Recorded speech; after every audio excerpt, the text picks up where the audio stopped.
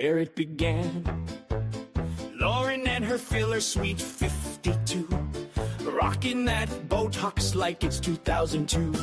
Gray baby, barely old enough to vote, found her soulmate in a true crime Reddit post.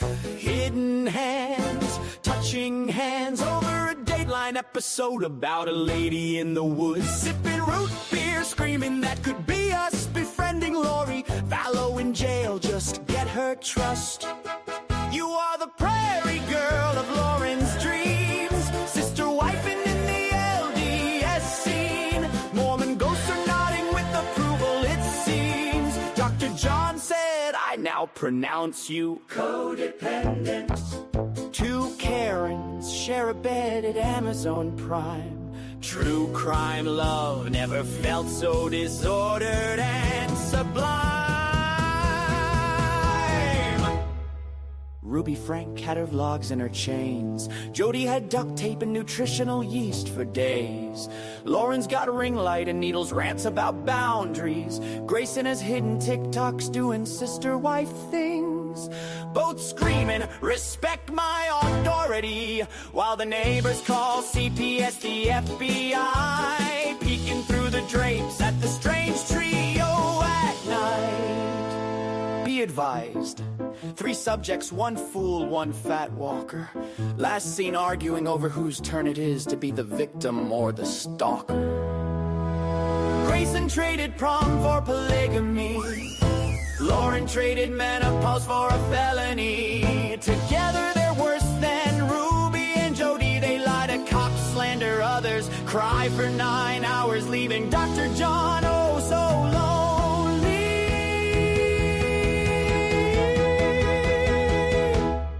So here's to John and his girls, one with filler, the other hair slick with oil, both fighting age. Personality disorders in a collagen cage. May your mugshot go viral, may your GoFundMe thrive, and may Dr. John keep both of you happy long enough to finish the mansion and air the Netflix document you'll add. All right, there you have it.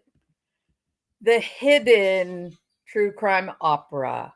All right, how y'all doing this morning? Zelda, welcome. Melissa French, Cinnamon, Alma, how are you? Hey, Melissa French, all of you, welcome. Good morning. Yeah, so Kresha went Turtleboy last night.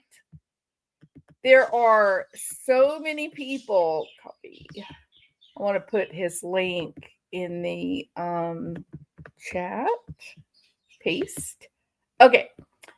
So, oh, good. Zelda's doing wonderful. Hey, Daz. Good morning.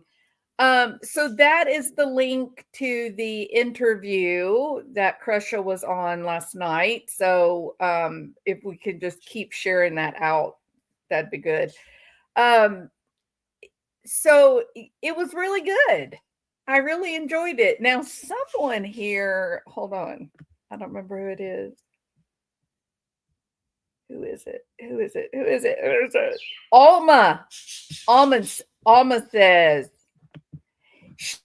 she is supporting that loser. Okay, well, don't get me in the middle of anybody's drama. I don't need any more drama. No, I think it's great, Alma, that there's a tension. I think it's necessary that attention be given to what Lauren and John Matthias are up to. And Turtleboy, like it or not, Alma, Turtleboy has a huge platform.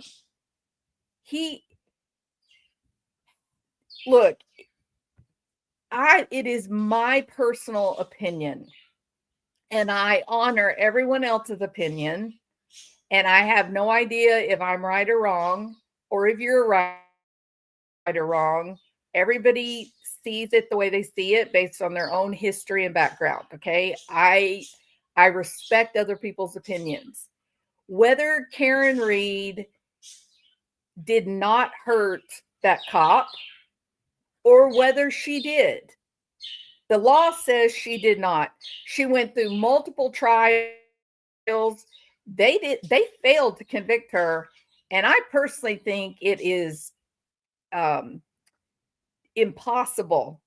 It's a scientific impossibility that shards of glass would just sit on the bumper during a blizzard with high winds, driving around town.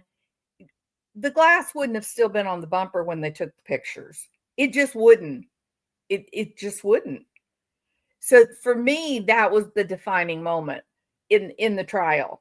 When I saw that and I saw the glass shards on the bumper of the truck, I just said, they literally set that woman up. Like, they literally set her up. And what would be the only reason to frame just a general citizen is it if you think that you're a little special hotshot and that the rules don't apply to you and you maybe accidentally kill someone. If you accidentally kill someone, let's say you get in a fight, the fight is on purpose. You want to have the fight, but maybe somebody accidentally falls and hits their head or something, they die. Then if you think you're a very big, important, federal agent, then you may very well go, okay, who can we pin this on? Because I'm far too special of a person to be accountable for my actions. You don't want to take me off the street. I am too special. Then I think they would frame someone. I sure do. So I think Karen Reed's innocent. And I think she stumbled upon the wrong group of narcissists, real narcissists, not like we do here on YouTube. Oh my God, she's such a narcissist. No. The real deal. The scary ones that they make movies about, right? The Ted Bundys of the world. I think she stumbled upon, and I think John stumbled upon the wrong narcissist. I'm not altogether sure that he was going to that house to have fun. I think there was an altercation happening because you could see it on the bar video. I think they were angry. I think there was going to be a fight. And I think that's probably what happened. And a horrible event occurred and he was killed. And they said, who can I pin this on? So that our super special, freaky deaky federal agent doesn't have to go to jail.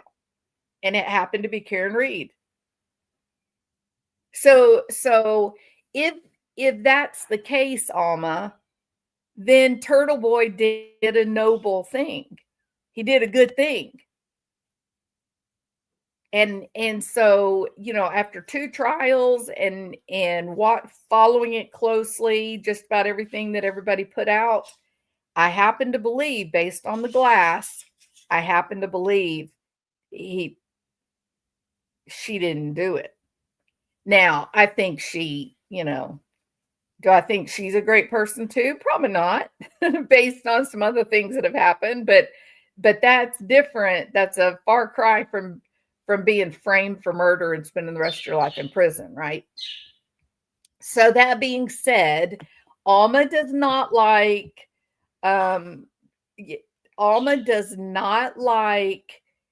Turtleboy, and that's okay. We all have our opinions. And another reality besides Alma does like Turtleboy is Turtleboy has 165,000 subscribers. Okay?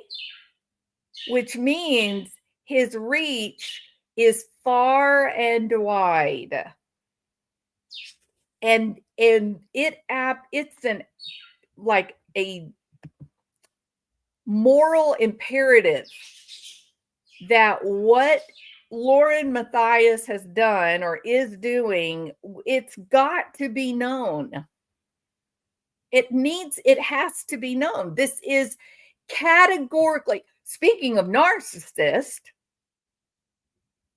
how do you go live, leave the bedside of your mother, your dying brother, literally dying brother, because you have convinced yourself that JJ, Tylee, Charles Vallow, Lauren has to be there for them to get justice. Bullshit, Lauren Matthias.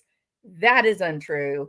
That is a manipulative lie that you told your subscribers.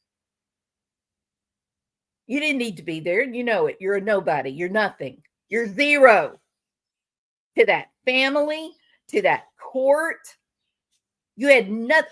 The detectives, you have nothing to do with those people. You have lied and lied and lied and lied. You lied to the Aurora police, didn't you? Oh my God, I'm a stalker. Christina and the gals are going to get me. You lied. Face it, Lauren, you're a liar. You're fraud. You're fake. You're phony. And I don't know if you know this or not, Lauren, but people are really starting to look. People that have research skills are really getting busy looking into background and history to find out the extent of your lies, because you've hurt very fine people, like really hurt them. You've hurt good, decent people who, imagine this, y'all. Kresha and her family, Kay Woodcock, Larry, think about this. They're just this normal family, right? They're just living their lives. They're getting up and going to church. They're getting up and going to run their business. They're playing with their kids. They're just normal people living, a pretty small town, not real small, but pretty small town. Just a nice, quiet life in Louisiana. That's all they're doing. They're not seeking fortune and fame. They're not looking for the limelight. Nothing. And then they go through a nightmare, a literal nightmare, where one of their babies, JJ, just falls off the face of the earth. Lori's lying. She's going missing. Kay's brother is losing his mind, terrified for what may be going on with JJ and Tylee too. He loved Tylee. Imagine that nightmare. Only for, what was it, a year? I haven't looked to see how long it was from the time they went missing to when maybe it was like 6 months. I'll have to go back and look at that. Can you imagine in some way, I can't speak for them, and I'm not trying to, because I have nothing at all in my life with which to compare what they lived, what they survived. But I can only imagine that the time of not knowing, because it seems like, people that have had their children kidnapped or whatever, the big horror is they're afraid the child is like suffering, right? That they don't know if the child's being, harmed or whatever. And so they're really horrified at that thought that the kid is afraid or scared, hurt, and they can't get to them. And that is something that people really struggle with when they have a child that goes missing. And I had a mother tell me one time that it was almost a blessing when they found the child, because then she could rest easy that the child wasn't scared or hurt anymore. And me and you, we can't understand that because we've never lived it. We don't know what that is, but that was at least one person's experience. And I have no idea. Please don't get me wrong. I do not know what the Woodcocks or Kresha or the rest of their family, I do not know what they experienced. I'm not speaking for them. I have no idea what they experienced. But my own imagination would tell me that it would be horrible not to know where your kid is. To not know, to believe that they were out there somewhere and you couldn't do anything to get to them. It must be a living nightmare. You don't go to Disney World, right, when your kid is out there somewhere. And in Katie's, defense, she also did put blankets outside and food outside. So she was clearly having that feeling of, I want to help him if he's out here and uncomfortable, right? So I want to be fair about that too. So getting back to, sorry, I do that. I connect crimes. I'm sorry. I know sometimes it's confusing.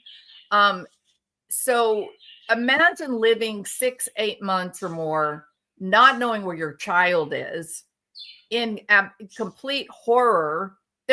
Kay Woodcock was so horrified, she called the cops. So that tells me there was something happening.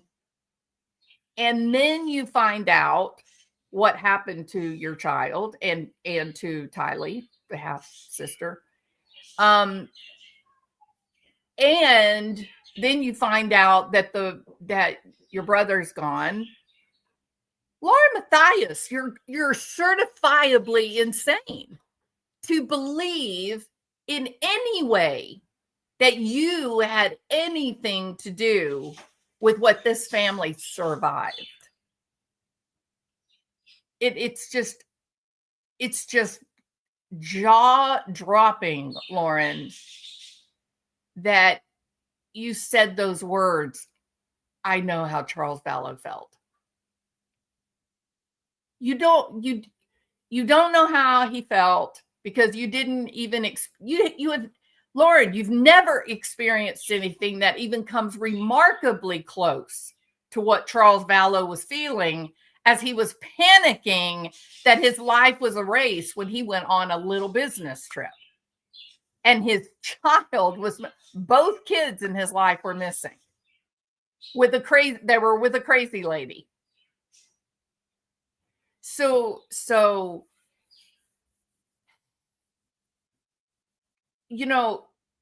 Lauren has not just been unappealing to some people.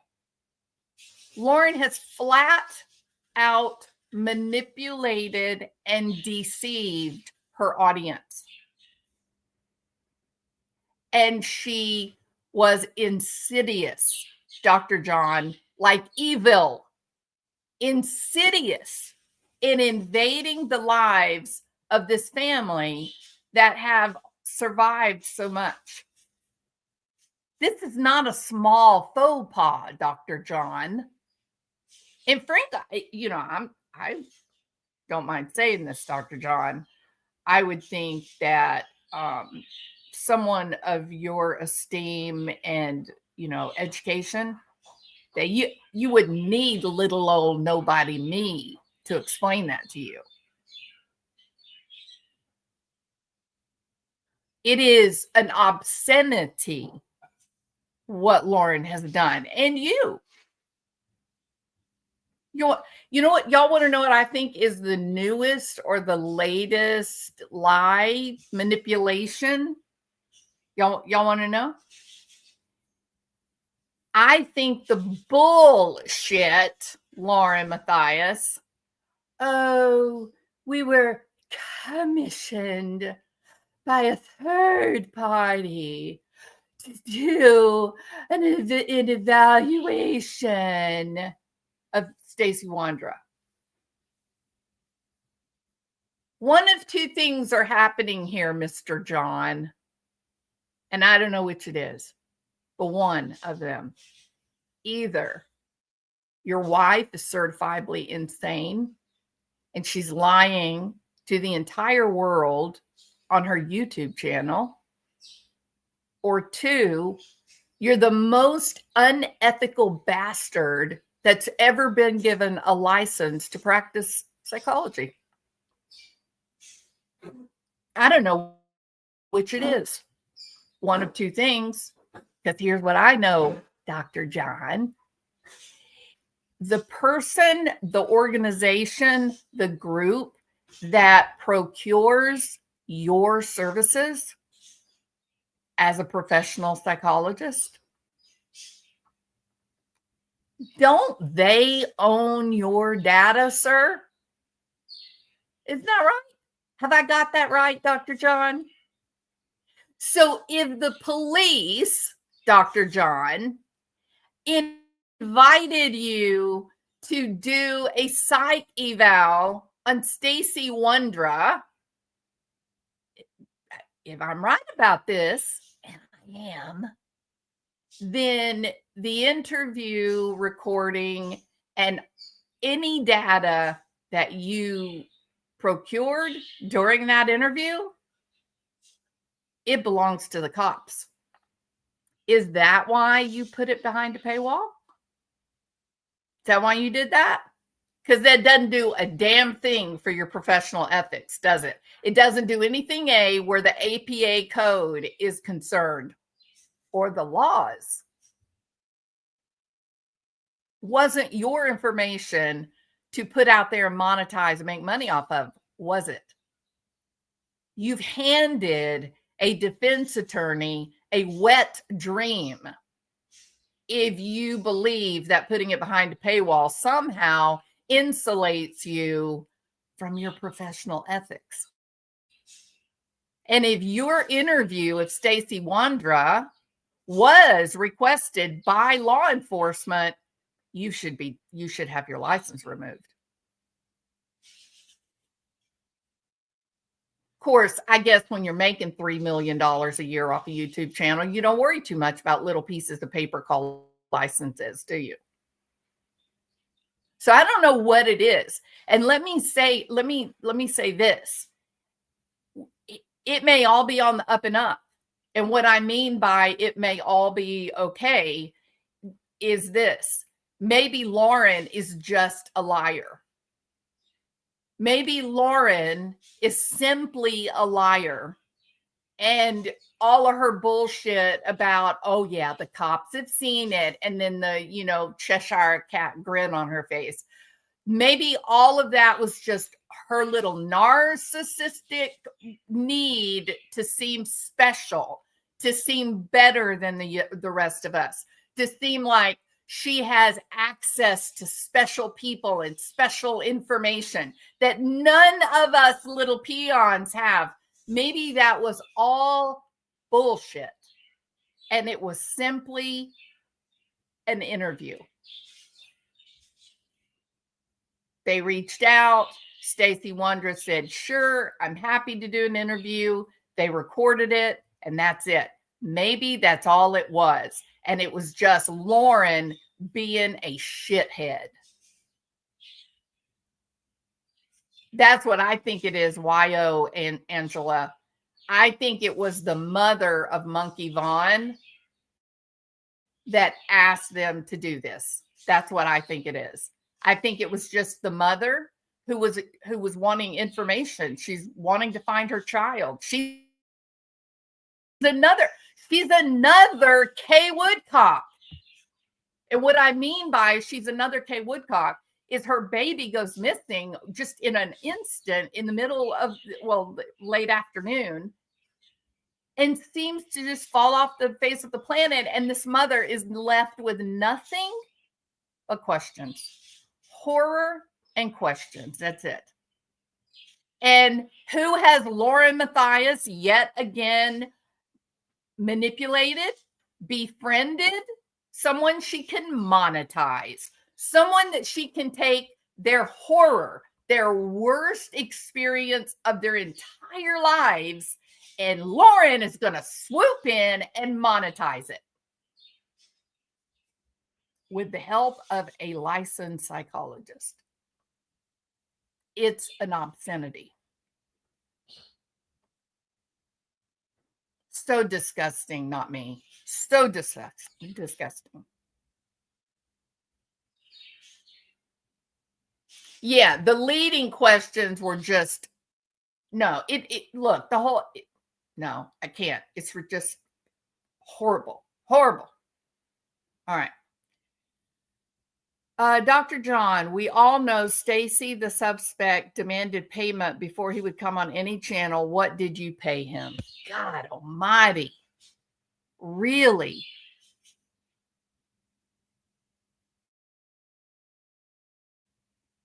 These people, look, how do I say this? Anybody can go to anybody's YouTube channel. Go listen to who you want to listen to. I don't care. Go do what you want to do. But if you're going to do it, before you put your faith in a creator, don't you think you ought to know who they are?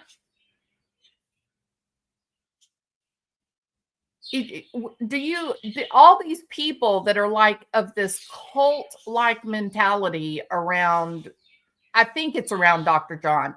I don't think there's anybody that is devoted to Lauren. I'm just going to be honest here. I don't think she inspires a lot of people. You know what I mean? But I do think there are a lot of people that like Dr. John very much. They like his manner. They like the way he communicates. He also gets instant credibility. So, there's a lot. But I think all you got to do is look at the numbers. It's really Dr. John's channel. If Lauren did not have Dr. John, she'd be just one of us, right? Just one of the small channels, just talking to an empty room. Okay. But I think with Dr. John, I think that has given her credibility, and she knows that. I believe she knows that. I don't even think she likes Dr. John.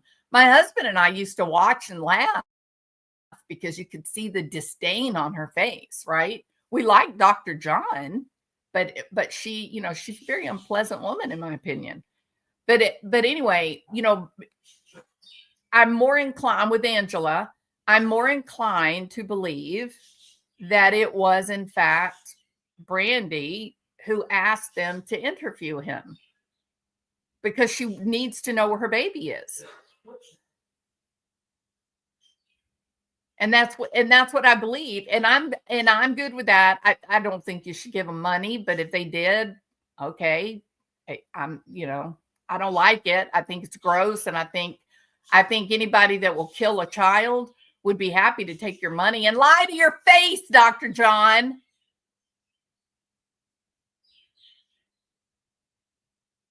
But here's where the manipulation comes in. And this is the part that I am so disgusted by.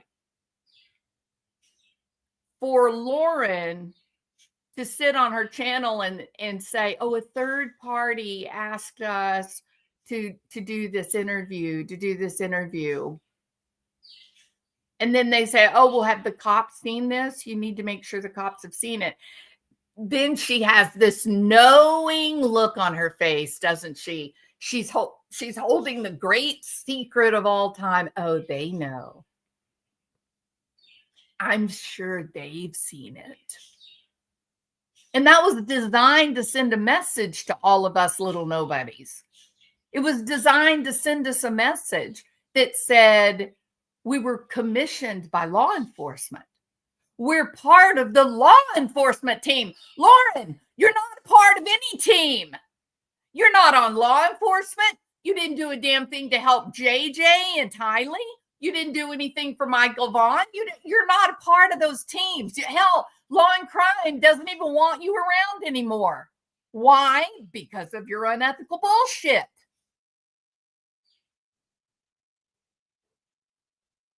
And now we know the truth about Lauren Matthias. And the reason that we know it is because we are friends with Kresha. Kresha chose to do a YouTube channel, put her story out there, and we have all been listening to her. And then those of us that were fortunate to see it live, when Kay and Awen came on the channel with Kresha and they told their story, they told the truth. They told their experience. And what did this crazy bitch do? She turns around and strikes the family that needed her. The family. That is the real Lauren Matthias, you guys. That's her in all of her glory.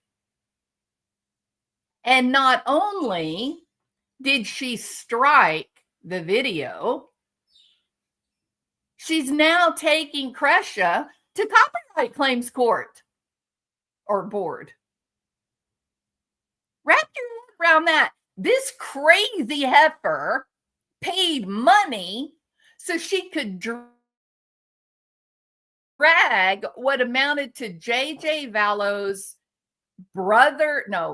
nephew or first cousin, the adoption part of it, right?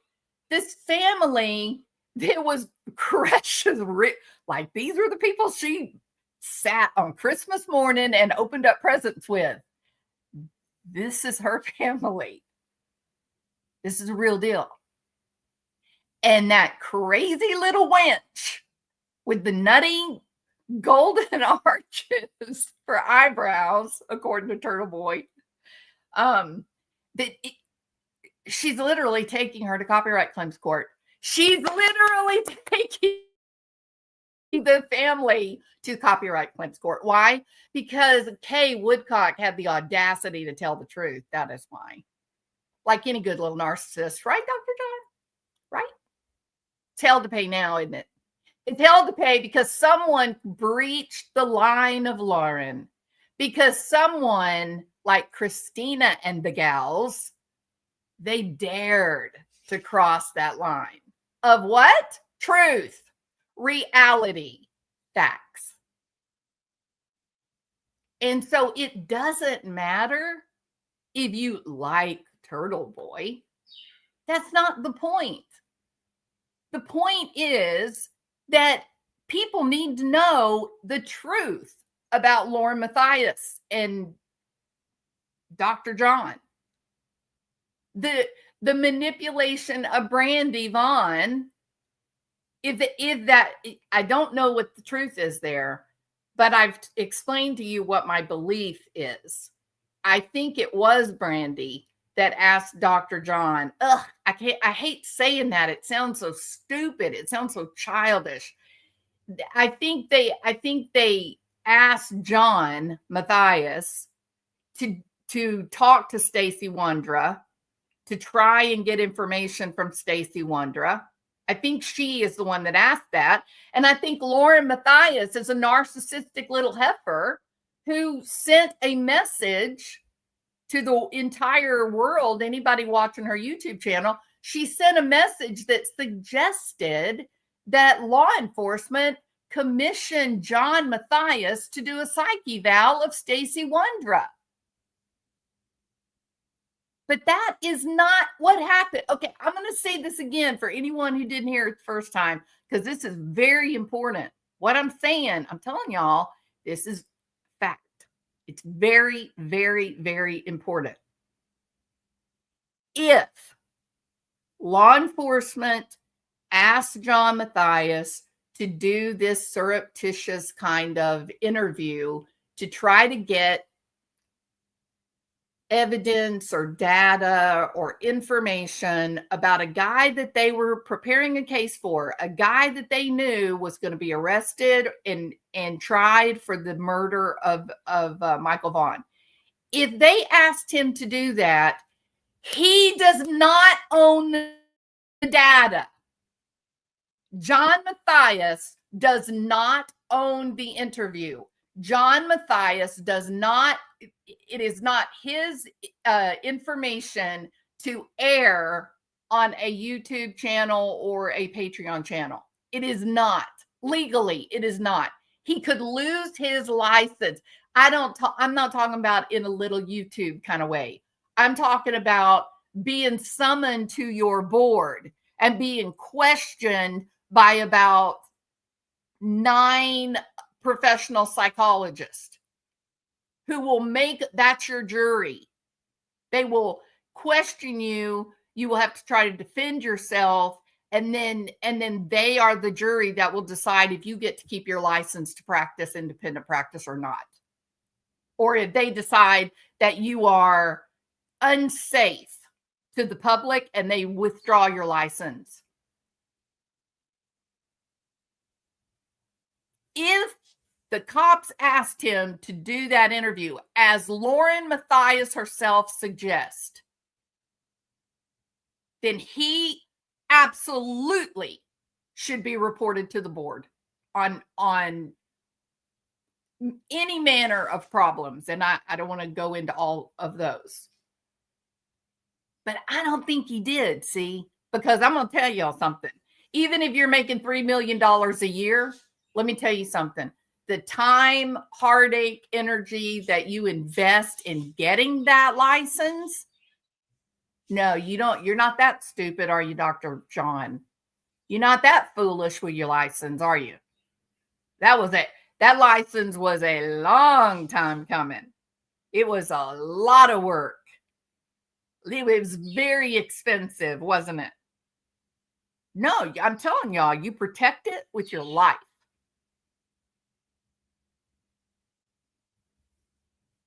Before I really started doing YouTube, I had done a few videos. I got a good response and I thought, this is kind of fun. I kind of like this. You know what I did? I called my licensing board. I talked to the attorneys at the licensing board. I'm thinking about doing this. How could this become trouble for me? Before I made a decision. And I told y'all that like 5-6 years ago. So no, you safeguard your license at all cost. So I just don't believe, maybe I call it professional courtesy to John Matthias. I do not believe another licensed psychologist would be that foolish to do the work for the cops and then turn around and put it on a Patreon channel. I don't think he would do. I just can't believe he'd be that stupid. He's not stupid. He got his master's degree from Princeton, right? So he's not a dumb guy. So I don't believe he did that. I don't think the cops asked for the interview, but Lauren Matthias wants you to believe that. And I'm going to tell you something, John Matthias. If my husband was going live and making suggestions that the cops in a famous case had asked me to, interview a suspect, there'd be a divorce at my house. I'll tell you straight up. First words out of my mouth would have been, have you lost your mind? Get your ass back on your YouTube channel and you tell those people that the police did not ask me to interview Stacey Wondra. You do it now. No, she did it. She absolutely did it. She did. So I am tickled to death that Kresha got invited to go on Turtleboy's panel. It's amazing. It's great news. Great. Okay. And like I said, Alma, I absolutely believe that Karen Reed is innocent. The glass shards were my moment where I finally made that decision. I was kind of leaning that way anyway, but when the glass shards on the bumper, and I was like, holy shit. Holy shit, no way would that glass still be there, right? So he, what he did for Karen Reed is, he gave her life, if you ask my opinion, or he helped. far more than Laura Matthias did for Colby or JJ or Charles.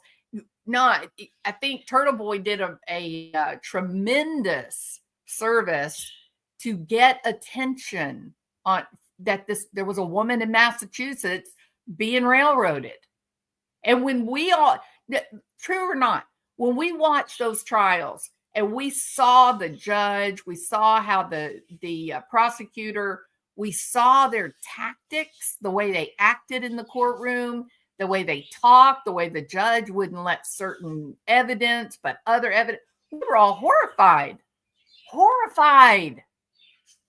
So no, I think bringing attention to these moments where things go crazy,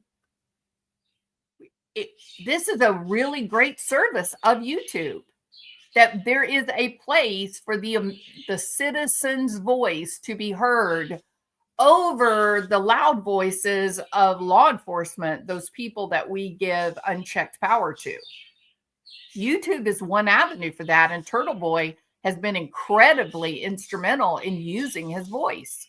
So for Kresha to go over there and be on the panel is a positive. It's great. It's amazing. It's wonderful. And I absolutely died laughing when he had the golden arches. That's some funniest stuff I've ever seen. All right, hold on just a minute. So here is Mr. Turtleboy. If you haven't seen his, I'm sure you've heard of him, but if you, just in case you haven't, this is Dr. Turtleboy. All right, so let's take a listen for a moment.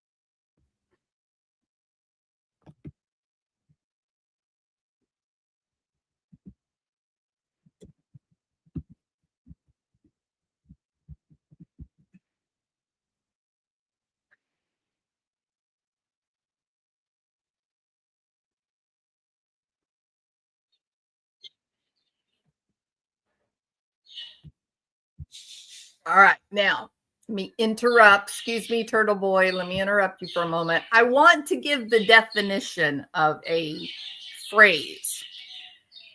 Narcissistic collapse. It's a real thing, and it ain't pretty. It's not slinging insanity. All right. So let me define it. Narcissistic collapse is a breakdown experienced by individuals with narcissistic traits when their fragile self-esteem is severely threatened, often by public humiliation, failure, or rejection.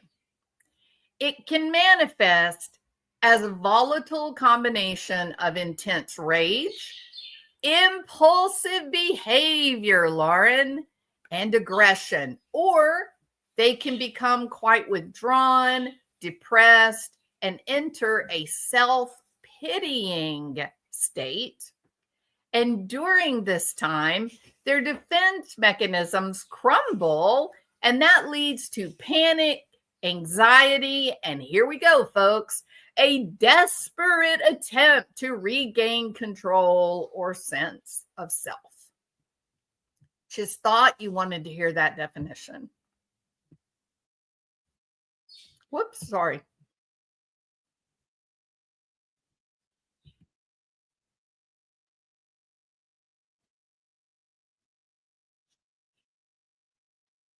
Oh, no. More here.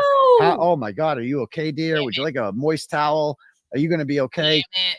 Hold on. Well, at least you got the definition, right? Hold on. Let's just put it that way. She hasn't handled it well, like in the immediate aftermath of, and she's Karen Reed is damaged. She was like me because you tell people that you went to jail because of make people, and you did that, you know? All right, cool. All right. So I Here we see go. Kresha backstage. I'm going to bring her up in one moment. If you guys are unfamiliar with this story, I did Sorry a about like that, a 10 stream, like power stream, going over Laura Matthias's 9-hour whiny bitch fest about how a woman from Utah named Christina is mean to her on TikTok and exposes what a shitty person she is. And she tried to get a civil stalking injunction against her, got a temporary one based on lies. And then the judge made it clear you're not getting a full year one. Now, insert definition of narcissistic collapse, a breakdown experienced by individuals with narcissistic traits, with their fragile self-esteem is severely threatened, often by having their mask ripped off, right? Public humiliation, failure, rejection.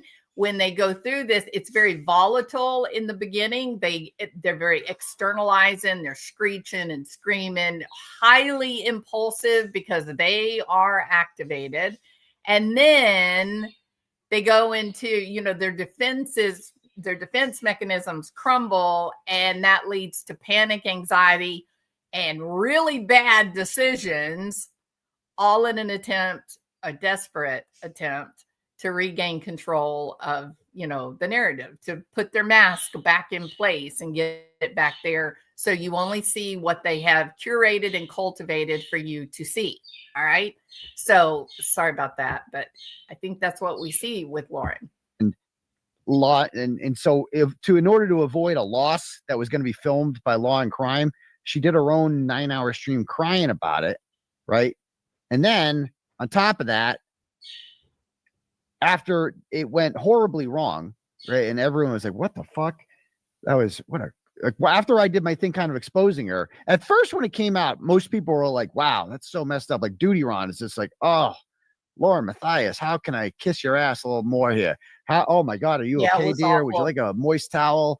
Are you going to be okay? Captain Duty Ron Save-A-Ho is here, going to protect your feelings. Everybody be nice to Laura Matthias. Oh, and then stop making fun of her eyebrows. Okay.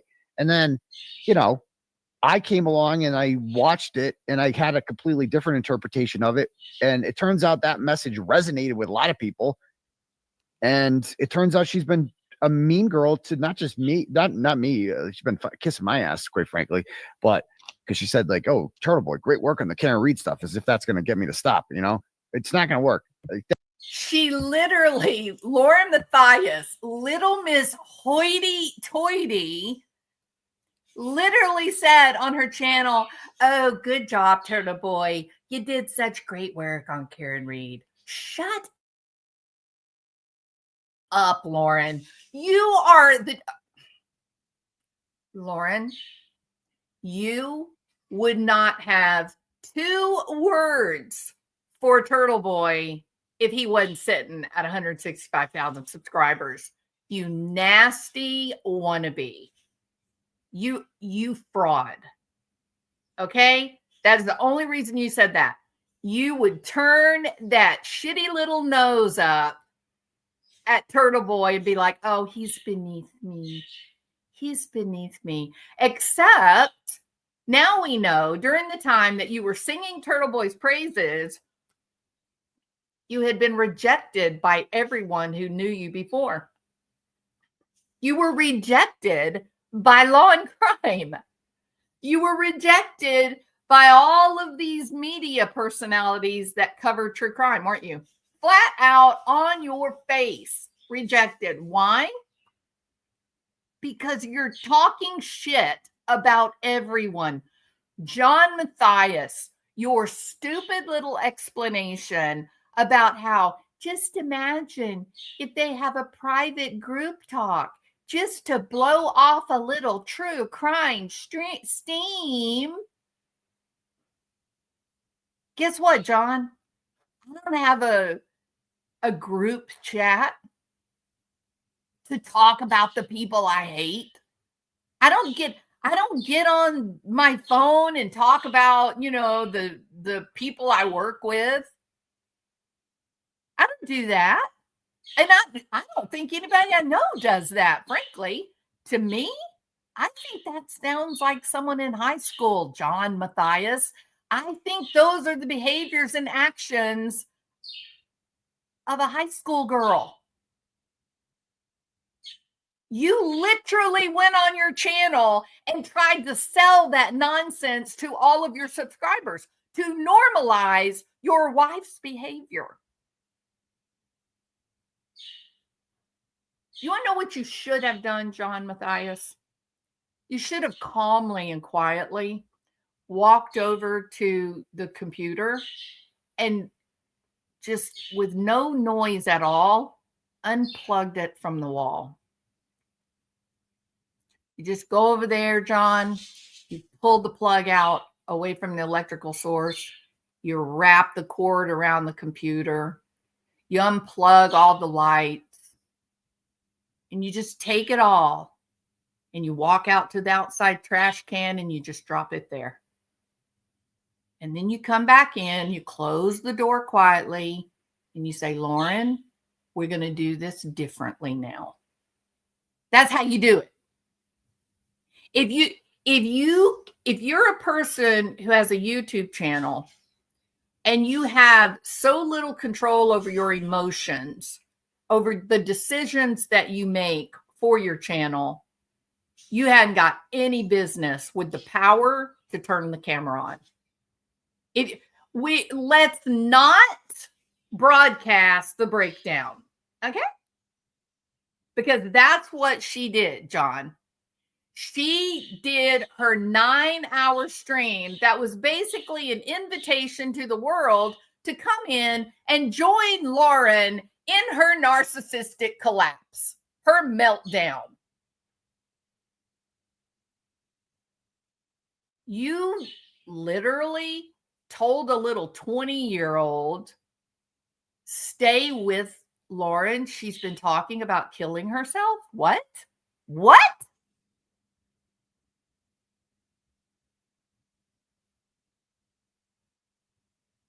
It's incredible. And I got another thing to say, Dr. John. What the hell are you doing allowing this bullshit conversation in front of an 8-year-old little boy? What's happening there? It is your job to protect your kid, even if that means protecting the child from the mother. You don't tell an 8-year-old child, I don't care who you are, you do not tell an 8-year-old child that someone is trying to kill their mother. I'm sorry, 8-year-old little Jimmy. I'm so sorry, but someone's trying to kill me. I'm your mommy and I love you so much, but they want me dead because I am a better reporter than they are. They want me dead, little Jimmy. They do. I need you, little Jimmy. Jimmy, give me a hug. You need to completely revamp the family structure, John Matthias.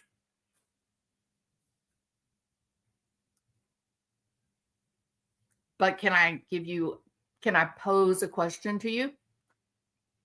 To you, everybody in the channel.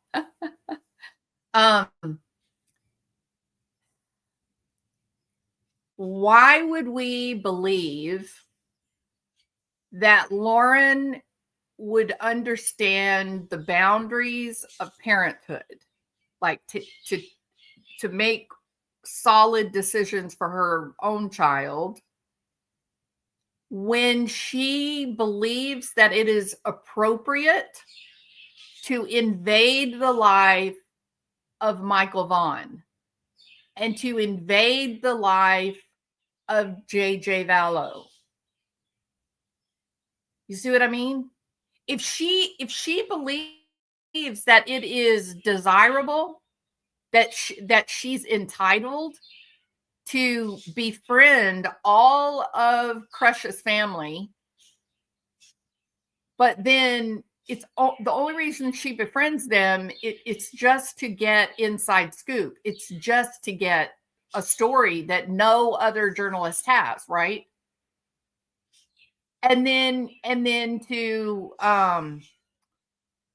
and then to turn on them when she's finished with them, when the trials are all finished and there's nothing else to be learned and there's nothing else to be gained, they discard. But isn't that also part of the narcissistic traits? Just discarding people when they're done with them. They use them for what they can get out of them, and then they are discarded, right?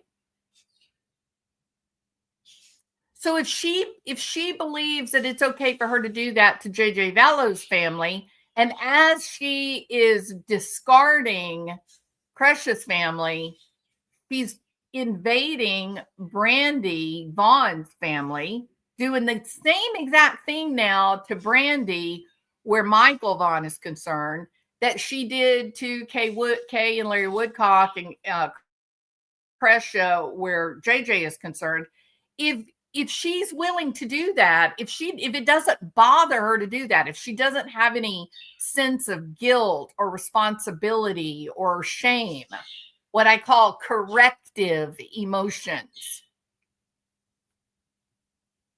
then why do we expect that she would have those things with her own family?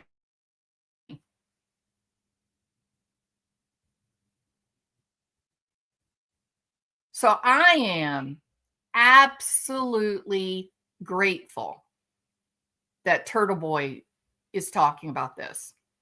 And you should go listen. He's got some really, really great points that matter. With the 4-hour live, Grayson interrupted John. You have to see the look on John's face and him frustratingly going through the book's pages he held in his hand. Wow, really? Rombo, do you know the timestamp for that? I guarantee you Jules has been a truth teller since day one. I've been a Jules sub for 50, 60 months, and I totally trust. Thank you so much. I appreciate you, Zelda. I saw the expiration date of Grayson right then and there of John's reaction. Boom. There you go, Rombo. I wish I had the timestamp. Man, I hope I don't have to go back and listen to that. So it was during the 3-hour or the 9-hour? Okay, so it was the 3.5-hour live. I'm going to rewatch it, Rombo, and I'm going to look for that. Hey. Got quick. Okay, I'm live. Hold on. Turned off. Just a minute, y'all. Hold on. We got to have a family discussion.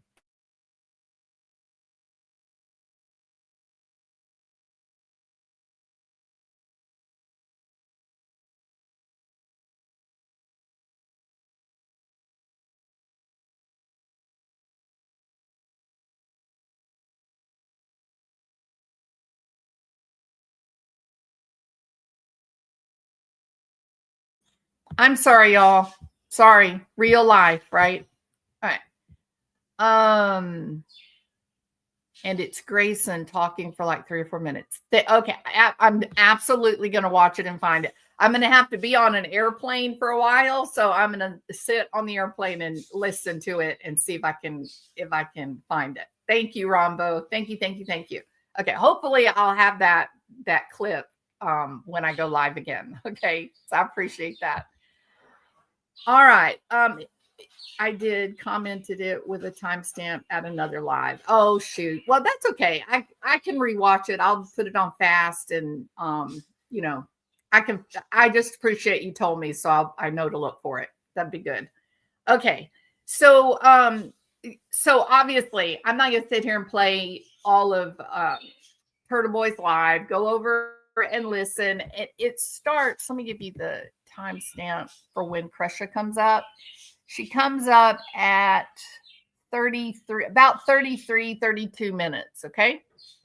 I can get you the exact. Hold on. She likes to have a cocktail or two. She hasn't handled this. Yeah, mad at me. You like. Secondly, it's like. Hold on. When you said, "Yeah, I want to thank you, Howie." Make the story. I did a 10 stream, power stream. Yeah, I think it's about 30 minutes. I don't think she's shy. A loudmouth, when she goes out socially, she likes to have no one's gonna deny that Karen Reed is an attractive. When she just goes out there, and that's, that's probably that. She can be. Karen Reed's a horrible person, but And I mean, that was the whole thing. And first of all, nobody hates you. Oh, yeah. I want to thank you, Howie. Make them do that. You did, So I'm familiar with stream Laura Matthias's 9-hour. It starts at around 31 to 32 minutes. Okay. So, he's doing at 31 minutes. He's doing a little introduction for Zelda, talking about why they're going to be discussing this because of Lauren Matthias. And then Kresha comes on, and it is a really, really good interview. I saw in the side chat just a few minutes ago, someone made the comment talking about Tim Blanchard and the Mormon church hierarchy and that kind of stuff, that Kresha should not talk about that when she's invited on to discuss what Lauren Matthias has done to their family. I get your sentiment. I myself, when I have these conversations and stuff, people are very protective of their religion. And so if someone who is Mormon hears the video, then they will leave you a message and say, how dare you talk about Mormonism? It's the greatest religion. And then they tell you how good it is, right? And I get that. I understand there are many Mormons and they love their religion and they're not, homicidal maniacs like Lori or just unethical, bizarre, egomaniacs like Lauren. There's some, just regular people that are Mormons. I think Nate Eaton is Mormon. You're not listening, I think, clearly to what Kresha is trying to tell you. I cannot speak for her. My takeaway Kresha, there's no doubt about it. Kresha didn't know anything about Mormon or LDS or FLDS. She didn't know anything about any of that when her family was murdered. They didn't ask for this. They were a normal, regular little family living in a little southern town, living happy, innocent lives. They didn't ask for any of this bullshit. And when this happened with her family, she needed to make some sense. She needed to understand how things could go so badly, so off the rails. And I had said to her years ago, Lori and Chad did not do this on their own. Make no mistake about it. Neither one of them combined IQs, they don't hit triple digits. Together, they don't even reach 100 in IQ points. Okay. They're both idiots. Lori and Chad are stupid. I'm just going to say it. Okay. They're not smart. They don't have sophisticated thought. And yet what they achieved was rather sophisticated. So there's someone that gave permission to Lori and Chad. There's some that are the coaches of Chad and Lori and what they built. And that's the ongoing nightmare. Do you think that Jody Hildebrandt and Ruby Frankie, do you think they're just two lone leaves flapping in the wind? Or did they do exactly what Lori and Chad did? They just got lucky before their victims died. But they were escalating, weren't they? No, someone, yeah, that's right, Nona. Someone gave permission to Jody Hildebrandt. Someone gave permission to Chad Daybell. Someone blew smoke up their asses until they believed that they were sitting, next to the hand of God. So Kresha is on this quest to just try to make some sense of her life and what Lori did to their family. This was her family member. Kresha knows Lori. It's her family member. And she's trying to make sense of it. And so she went on a fact-finding mission. She started a fact-finding mission trying to make sense of what went wrong and uncovered things that are just incredible. By the way, Trish, over on Web Sleuths, you may want to do some research, girl. Okay? I know it's hard to do when you got your nose stuck up the butt of Lauren Matthias. I know it's a little hard to see. You need to sort of detach a little so you can at least read some words on a page. You may want to check your research on Glenn Beck, because 100% is Glenn Beck a part of CrimeCon. 100%, Trisha. You are backing, supporting the wrong people. But you always have, haven't you? You were dumb enough, Trisha, to believe mommy ramblings when she went after me, when she weaponized her flying monkeys and came at me and came at Cinnamon Hot, came at everybody. Casbat, you were the big dumbass that had mommy ramblings on your channel so that she could cry about how mean old Jules was, weren't you? Ooh, we had a little blast from the past there, right? Yes, we did. All right. Okay, so Kresha went on Turtleboy last night. It was so good, and you could learn so much. Don't try to mold Kresha. Don't try to turn her into what you want her to be. Try to listen to her with an open mind and ask yourself, what if she's telling the truth? Because I'm going to tell you this. I have fact-checked her. I fact-checked her a long time ago, 2 years ago, probably. And everything I checked, she was absolutely right. Including Glenn Beck, Trisha. Including Glenn Beck. Including the fact that CrimeCon is 100% owned by Mormons. What's going on over there, Trisha? Are you Mormon?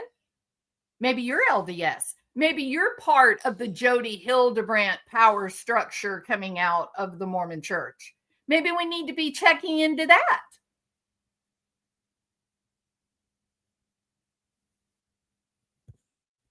I'm discovering that MRB isn't the only one who is a crazy psychopath. There's, I don't want to go down that road. Okay, so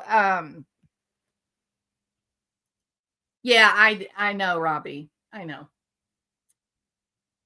When she started, she was broke, and now she sold everything out. Yeah. However, here's the other part of the Glenn Beck story, Robbie. The other part of the Glenn Beck story is this. Glenn Beck, the group, there were three of them, two brothers and Glenn Beck that started CrimeCon. Media companies, Mormon-owned media that knew that there was a great deal of interest on true crime, and they exploited it. And that's all CrimeCon is. It's an exploitation of me and you. That's all it is. It was completely designed for money from people that enjoy the true crime stories. That's why it was done. It was 100% done for money. These are facts that are really easy to look up. Okay.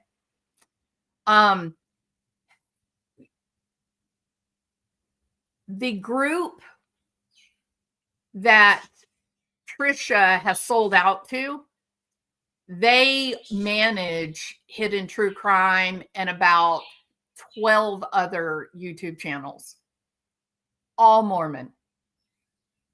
They're a consortium. I don't know if Duty Ron is a part of that consortium, but his is another channel that blew up into the hundreds of thousands with very little excitement. You know, around Turtleboy, there's excitement. Like people are like, dude, this guy, he is so audacious, right? People really either love Turtleboy or they hate Turtleboy. There's no lukewarm middle ground. But why do you have these channels that blew up and they're very lackluster? There's no, come on. You want to tell me the personality of Lauren or John that you just love? No, of course not. No, they're handled. They're part of a management group. I don't know if Annie Elise is part of that management group or if she's with a different group. I don't know. And I like Annie Elise, and I don't think Annie has done anything shady, right? But I know, you know, I think it's interesting that she and Lauren were sharing producers. I think that's weird. Yeah, the LDS machine is alive and well. And you may not like to hear that. You may not want to hear that from Kresha, but you know what? Kresha knows what she's talking about. She is not lying. She is not misleading. She knows what she's talking about. You hear that, Trisha? You big brown noser? She's right about Glenn Beck. You were wrong. You owe her a public apology. I'm not going to get on the let's hate Kresha train because Lauren and John Matthias are sitting on a mountain of money. I ain't that girl. Man, this topic always makes me so mad. All right. Jay is for just what's the channel? Every Day with Jay. She did a live. I've lost count of the days. Hold on, let me see what day it was. I don't remember if it was it last night? I think it was the night before last. Hold on. She did such a good live the other night. Let me see which one it was.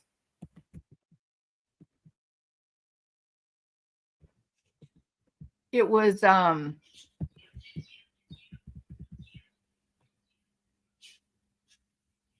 yeah. She yesterday they did Every Day with Jay did a video about the interview between Stacey Wondra and John Matthias. It's so good. It's so good.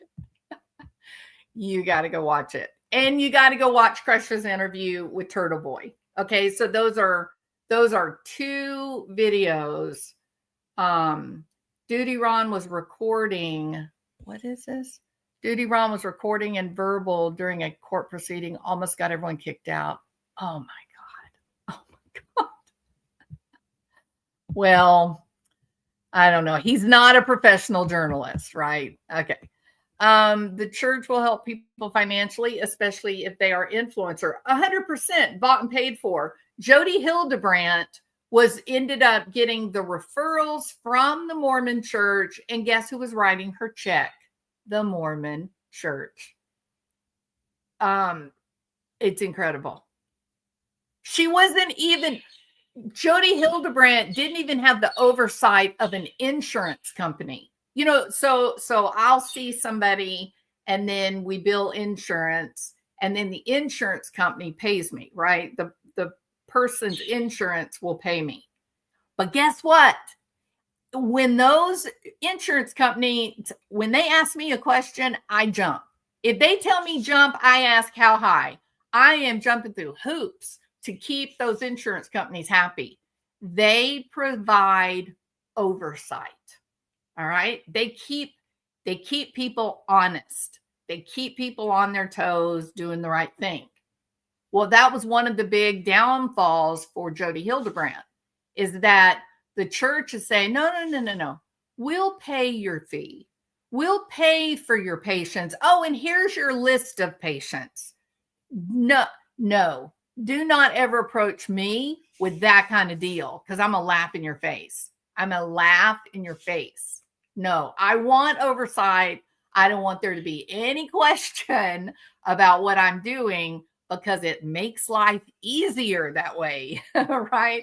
These people that stay 1 or 2 steps, up in front of the authorities, they don't have nice, boring lives. I like my life boring. All right. Okay. Chad Daybell and his group and belief system did. So sure, the Mormons did. Well, you need to start going over and listening to Kresha. Well, somebody put Kresha's channel in the chat, please. You need to go over and start listening to Kresha.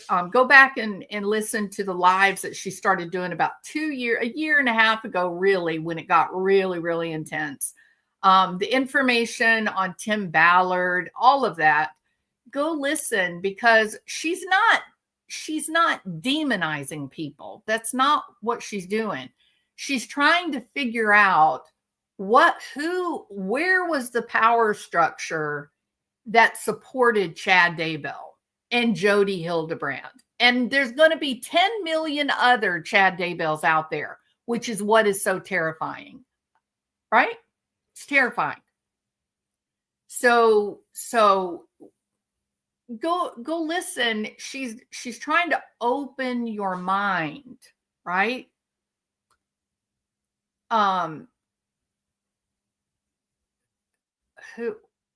Who are the crazies? I thought it's just Robbie. Are you a mod for Trisha? No, maybe.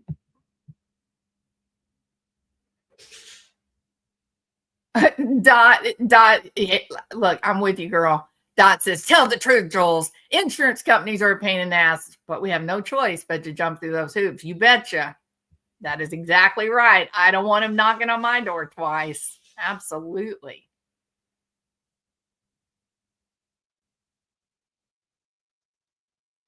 Okay, yeah. So you are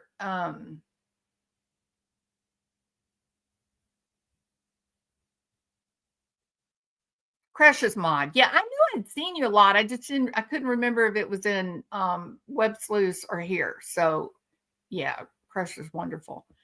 You want to know why? You want to know what it is about Kresha so wonderful? She's real. She's an authentic person. She never wanted this. This wasn't in her playbook. Oh, I think I'll be a YouTube creator. That is not anything she ever wanted. She never wanted her family to be known. They never wanted to be on, law and crime discussions. They didn't want to be interviewed by anyone. They never wanted this.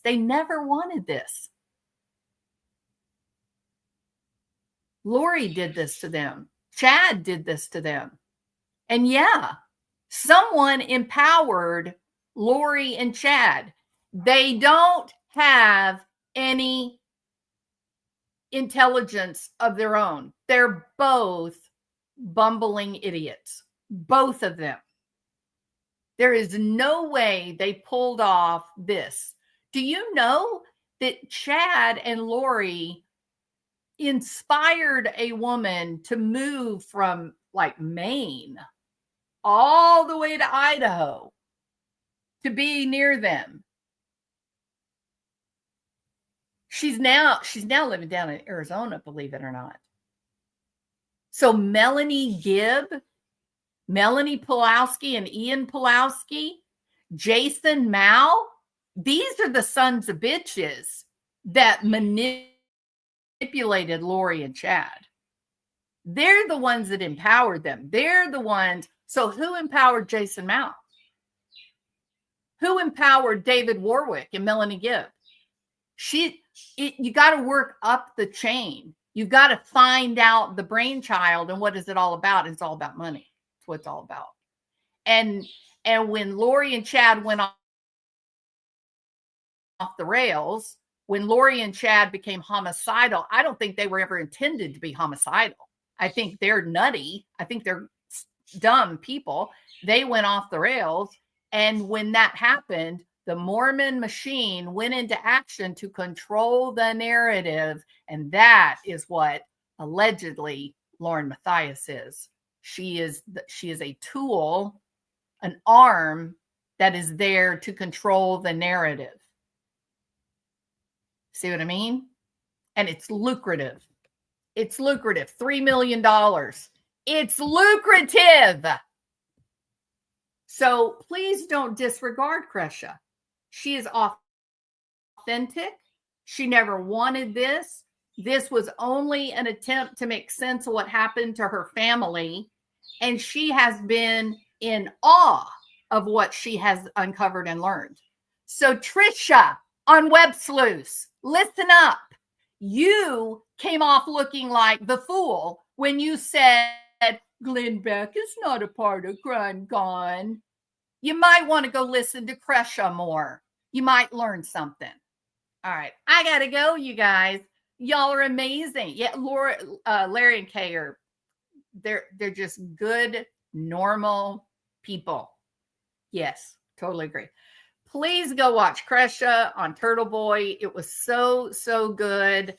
And then the video where Jay or Every Day with Jay reviews the Stacey Wondra interview with John Matthias. It's a really good listen too.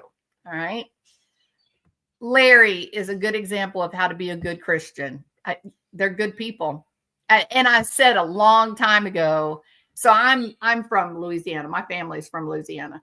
I said a long time ago that when Larry was being on camera more, he reminds me so much of how my dad was.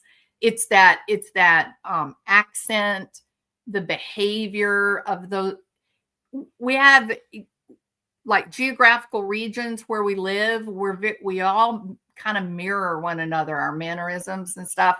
I was in an airport one time, Skypole Airport, and I was sitting there in the middle of Europe, and I was sitting there and I was listening to these people. These men were sitting behind me and they were all talking, and I kept thinking, I know them, right? In my brain, I kept thinking, who is that? I know that voice. I know them.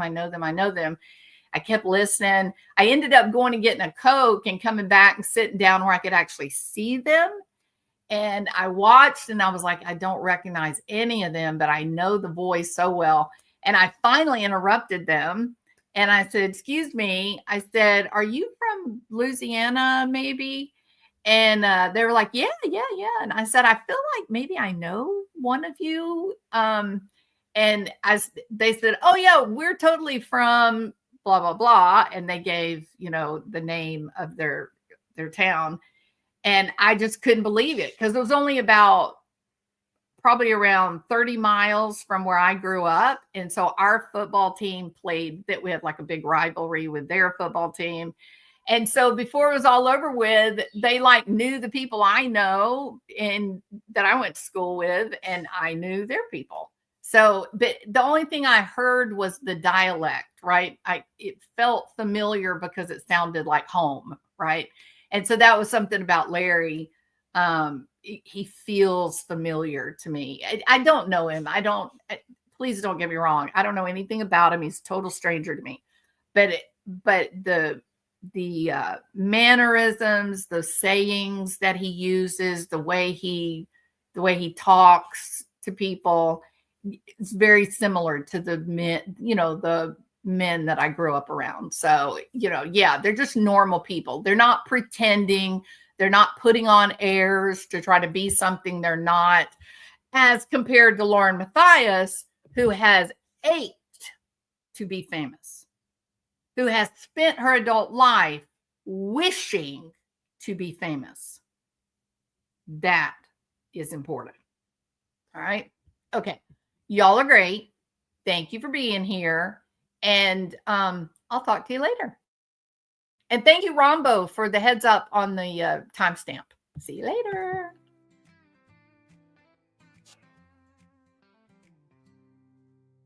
Woke up at dawn with the pelicans in flight. Coffee brewing strong by dawn's early light. Waves whisper secrets to my open heart. The life around this water gets me off to a great start. Parrots wild, squawking loud in the old palm tree. Dolphin smiles, brighter than the Texas sun on me.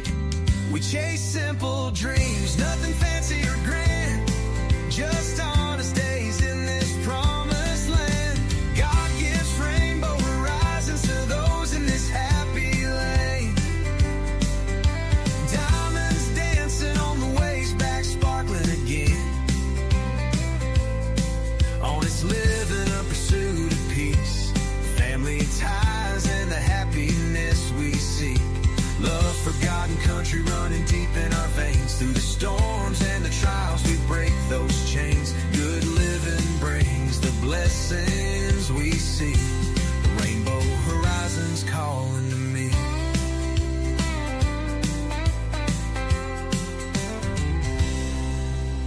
Living each moment, giving truth from the heart. No deceptions woven, no false starts. It goes like a front porch swaying in the ocean breeze. Watching the sunset fade away with pink and blue ease. Teach the young ones right from wrong with care. Hold them close when the world's unfair. In this Gulf Coast life we find our way, building memories that never stray. Oh, rainbow horizons after the rain. Diamonds dancing on the waves back again. Honest living in pursuit of peace. Family ties and the happiness we see. Love, forgotten country running deep in our veins. Through the storms and the trials we break those chains. Good living brings the blessings we see. Rainbow horizons calling to me.